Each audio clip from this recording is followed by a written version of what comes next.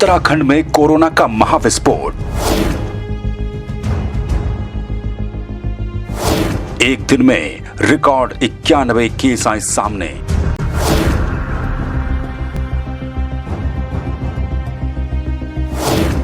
तो दूसरे दिन 72 मामलों ने बढ़ाई मुसीबत। उत्तराखंड के सभी जिले कोरोना की चपेट में। नैनीताल जिला सबसे ज्यादा बेहाल। ऑरेंज जोन में पूरा उत्तराखंड।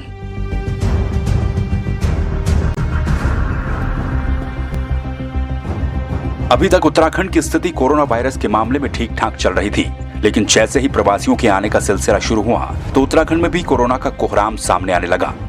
जितनी जल्दी आप लोगों तक नए केस की खबर पहुंच रही है, उतनी ही जल्दी अब आंकड़ों में बड़ा परिवर्तन देखने को मिल रहा है। 2 दिन पहले तक कोरोना मुक्त पहाड़ के 3 जिले भी अब कोरोना की चपेट में आ चुके हैं। अब जरा आप आंकड़ों के जरिए समझिए उत्तराखंड में कैसे कोरोना का कहर 1 से लेकर 300 के पार पहुंच गया। उत्तराखंड में कोरोना का पहला केस 17 मार्च को आया था। उत्तराखंड में कोरोना का 10वां केस 2 अप्रैल को आया था। उत्तराखंड में 26 अप्रैल को केस 51 हो गए। उत्तराखंड में 19 मई को 111 केस थे।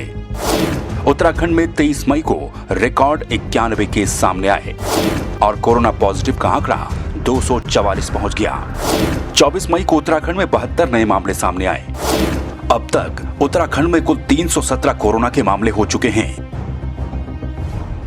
जब देश भर में लॉकडाउन था तो उत्तराखंड में कोरोना नियंत्रण में था, लेकिन चौथे लॉकडाउन में छूट मिलते ही प्रवासियों के घर आने का सिलसिला शुरू हुआ तो कोरोना भी सक्रिय हो गया।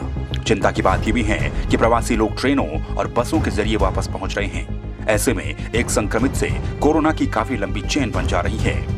उत्तराखंड में सबसे ज्यादा बुरे हाल नैनीताल जिले के हैं। यहाँ पर कोरोना संक्रमितों की संख्या 117 के पार हो चली है।